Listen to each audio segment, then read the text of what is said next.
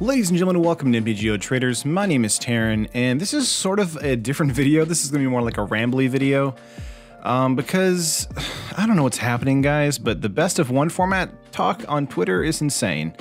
So I don't know if you've been keeping track of everything, but you know, Magic Arena mostly has a best of one format for casual stuff, and then they also are introducing a best of one for competitive stuff.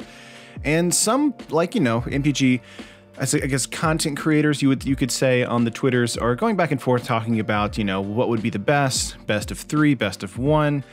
I'm on the best of three, you know, side because, of course, you get to have a game two and you get to sideboard and things like that that are, you know, normally predicated on good Magic.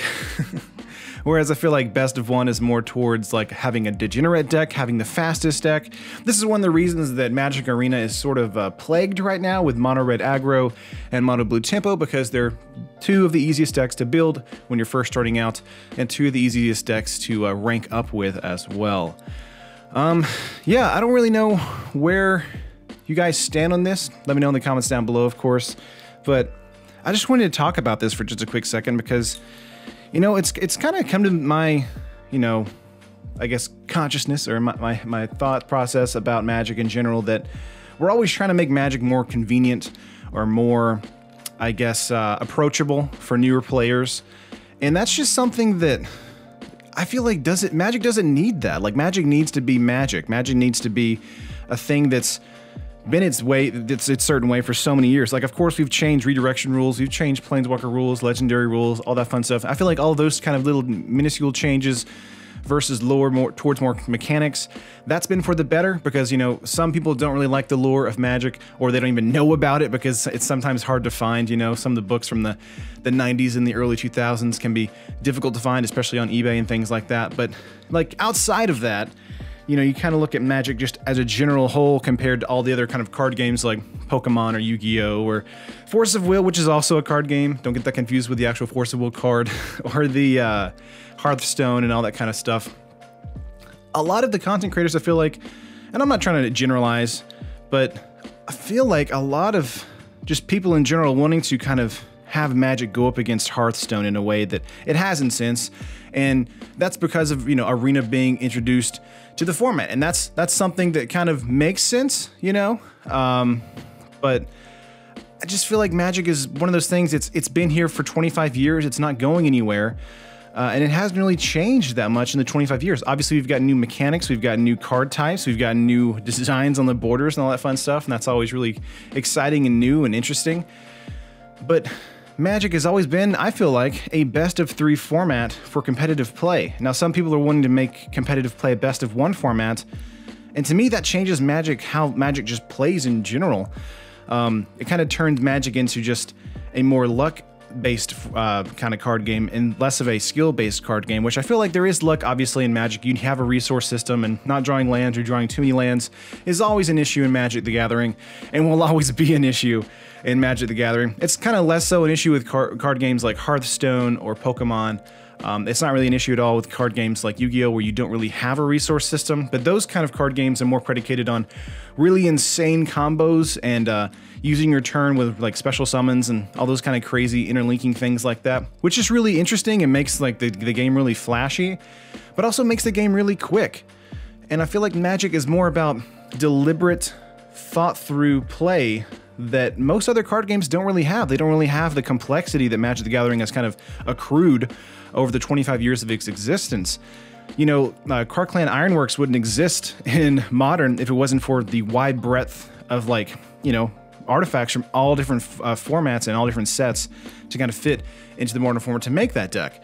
And that deck really doesn't survive in Game 2, and if you put it into a best of one format, then that deck might just be the best deck of the format, you know? Like, I understand that, you know, changing decks to a best of one format means you fundamentally change how decks operate. This would mean that, just like how it is happening in Arena, where mono blue tempo and mono red aggro are the best decks because they're the fastest and they're the hardest to kind of counter if you have a bad draw or a slow draw.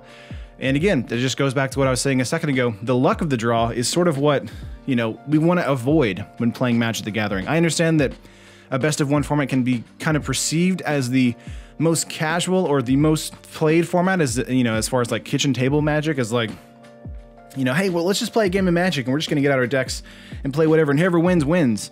But even when I'm playing kitchen table Magic, even before I made content, you know, years ago when I was playing like an Innistrad block and a World Wake and all that stuff, I never played a best of one format. It was always best of two, because we understood that you can have bad draws, you can have, you know, flooding, you can have mana screw, you can have things where the game just doesn't go right for you, and you're not at fault. You know, you're not playing the game incorrectly. The deck is just giving you a bad hand. The deck is giving you bad cards, you know. And that's why the best of two exists, to kind of give your deck a reset, to say, hey, you know, you had a bad game, let's just have another one and see how it does against this deck. Maybe you'll do better in the next one, and maybe they'll do worse. You know, that's kind of how the back and forth goes.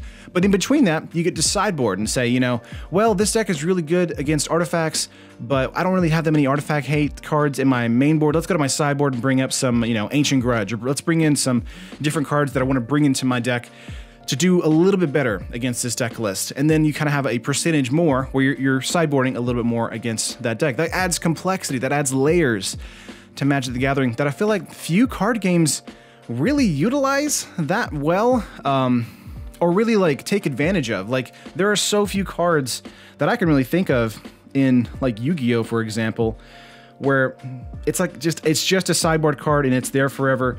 And it's going to be like Engineered Explosives is a terrific example, or Leyline in the Void is another great example of a great sideboard card in Modern that you would never mainboard. You would never mainboard Leyline in the Void. You don't know what kind of deck you're playing up against in game one. Why would you put a graveyard hate card in your deck list? You know, that doesn't make any sense. But if you're playing a game of a best of one, you might have to. You might be like, well, I don't know what I'm playing up against, so I'm just putting this in here, and it might just be a dead card against these matchups. And I feel like that's not fair to a player. I don't think that's fair to most players, you know, that are trying to play competitively. And introducing a best of one format to a Pro Tour, to me, it just doesn't make sense. Now, I had kind of a back and forth with Evan Irwin on Twitter, and I'll kind of share some of that. And I don't really I don't hate the guy. He's obviously a great guy. And if you guys listen to Magic Mike's, highly recommend it. Great show. Him and everyone else on that show is fantastic. I'm just kind of confused on what he's kind of coming at here, you know, because he's saying, you know, well, if you want, I'm saying, you know, if you want to play on the professional level, I feel like the luck aspect of a best of one format really doesn't go towards making the format fun or interesting to watch, because if a player gets mana screwed, or they get mana flooded, or they just have a bad draw, then they're just dead and that's it. And he kind of suggested, you know, maybe bringing 3 to 4 decks to a Pro Tour, which that turns, you know, going to a Pro Tour with 75 cards into going to a Pro Tour with 120 or 240 cards. And I don't know if a lot of competitive players can even do that. I know people that are sponsored by, you know, Channel Fireball and all these other people. MtG Traders itself, we sponsored a few people sometimes, but you know, I don't know if a regular player who's going to the Pro Tour would even have the funds to buy 4 to 5 top tier decks. And even then, would those top tier decks just be degenerate mirror match decks like Mono Blue Tempo, Mono Red Aggro, you know, would it be Rakdos Aggro and then Mono Red Burn? Would it just be the same 4 decks again, you know? Would it just be those kind of decks where it's just really conducive to having one of really great opening hands where you just do really well and you just kind of demolish your opponent? Blue Red Auras was a deck list in MTG Arena when it first came out, and that deck destroyed other deck lists. And it's because if you get out, you know, what's it, Flame of the Champion and Champion of the Flame or something like that, and you start putting on the auras on top of that, that card is unbeatable unless you have a removal spell immediately to deal with it. You just win the game, and it's very difficult to kind of do that, especially in a best of one format. If you don't know what you're playing up against in game one, and you're going up against them, and you only have one game, and you just lose sometimes, and that really sucks, you know. It's sort of like the same thing with in Standard. If you're playing Is It Drakes and someone has Artifact or Enchantment Hate, and you you know, play out your Arclight Phoenix and someone Ixalan's binding it and you didn't get to counter that in some way, then it's probably just stuck there for the rest of the game and you lose that game because your deck isn't built to kind of combat that thing. Now in game 2 it might be, but if you don't have a game 2 in best of 1, you have a best of 1, you know, and that's it. And that significantly changes the meta and how fast decks work. I mean, Control may not even be a deck in best of 1. You know, Control really hinges on understanding your opponent's deck and then being able to combat it in game 1 and be able to strengthen your board state in game 2 and kind of changing the fundamental kind of mechanics of how Magic the Gathering operates within, you know, tournament specifics with best of 1 or 2 out of 3. I just don't think it works that well. I don't know. This is kind of a ramble video, and I'm probably just going to put something over top that has nothing to do with what I'm saying. But I really wanted to talk to you guys and kind of get that conversation out there. What do you guys think? Do you think that best of one is like the best way to kind of introduce people to Magic the Gathering, or do you think it's more that, you know, best of one is like, it's great for like having it on Arena for just fun, or maybe it's just some stuff like for ranked and stuff, but you know, going to the Pro Tour, if you're a Pro Tour player and you have to bring 3 to 4 decks and you're playing best of one and you have a bad draw, like, how would you feel about it? I feel like I would stop playing Magic at that point. You know, I would, because the amount of luck being introduced into the game is getting so high, like, I don't think I would be like of a mind to want to continue playing and being like, well, I just had a bad hand, so I'm just gonna, you know, just next time I'll be better. But it's like, but it's not your fault. It was never your fault. It was just the luck of the draw, and that is always a case with Magic the Gathering. There's always the luck of the draw with Magic the Gathering, but there's also always a game 2. You know, there's also always a reroll, and I feel like kind of reducing that or negating that, or you know, somehow kind of saying, well, that doesn't really matter as much to the casual audience. Well, I feel like it does matter to the casual audience. People watch football because they love that back and forth. People watch basketball because they love the plays back and forth. Obviously, they're there for the dunks, but if everybody's dunking, then no one wants to watch that. It's just a Harlem Globetrotters, and sure, that's its own thing, but if everybody was doing that, then it would be no fun. I don't know. I love you guys. I hope this video isn't too negative. I love Evan. I just had a slight disagreement. He's a great guy. And I love all the content creators that talk about this. I mean, these are serious topics that need to be talked about in the space of Magic the Gathering. And it's just something that, you know, when you start shifting and twisting Magic, sometimes it kind of loses what makes Magic great. And Magic is all about the skill, and Magic is all about the complexity of the game. Sure, Magic is about the luck, but Magic is also like about having fun and having those slow, deliberate plays. If you're doing a best of one, people are just going to play the most fast, aggressive deck they can possibly get their hands on, and then it just turns into turn 2, turn 3 win Modern.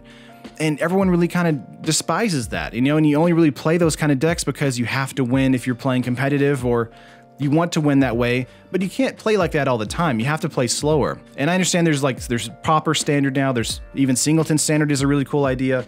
I really enjoy all these different types of formats they're introducing. All of them are mostly great ideas, but that best of one, man, it just, I don't know. It really gets to me because I feel like you're losing what makes Magic the Gathering so complex and so intricate and, you know, deep. And that's the game 2. And that's something that I just kind of wanted to talk about in this video. But I love you guys. Like the video, of course, if you like it. You know, if you disagree with me, definitely let me know in the comments down below. But love you all, and I'll see you in the next one. Peace.